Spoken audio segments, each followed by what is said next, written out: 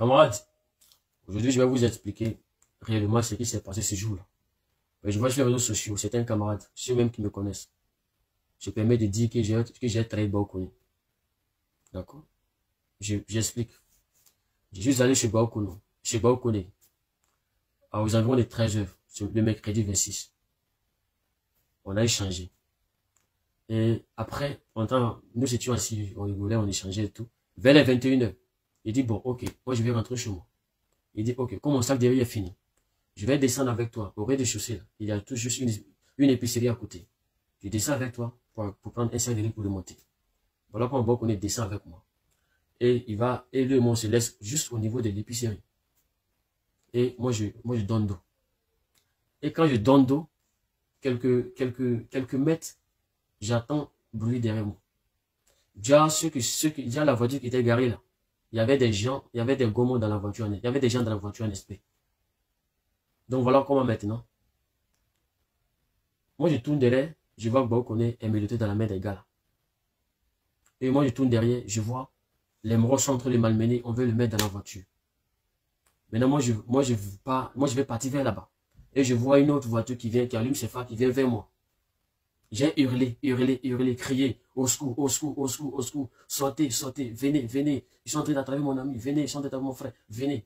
Et voilà comment certains riverains sont sortis.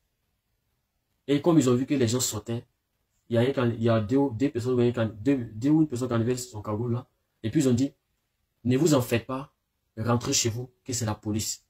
Et puis ils sont rentrés dans leur, et puis il y a deux personnes qui sont rentrées dans leur voiture, et puis ils ont pris leur brassard des policiers orange, mais c'est rouge là. Et puis ils ont mis ça sur les avant-bras. C'était écrit policier. C'était écrit police.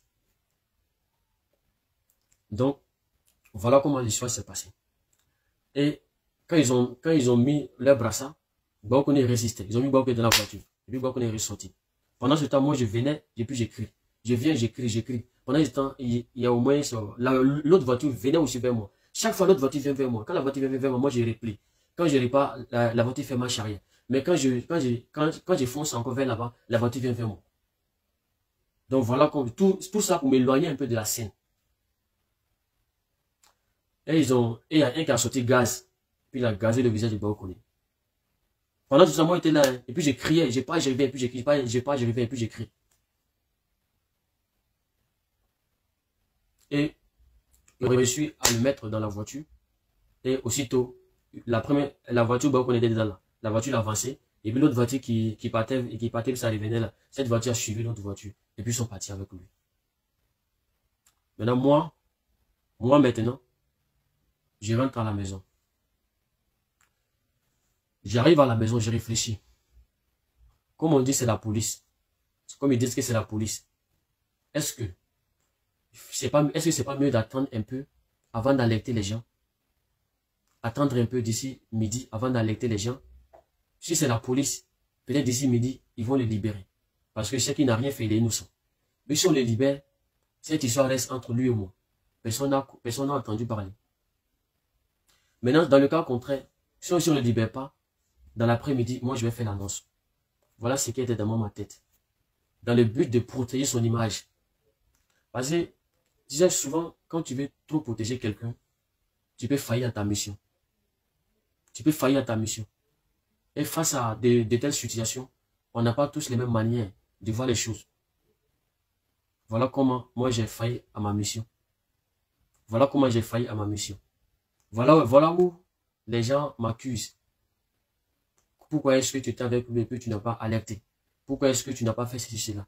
Voilà ce que moi je pensais et puis je n'ai pas alerté.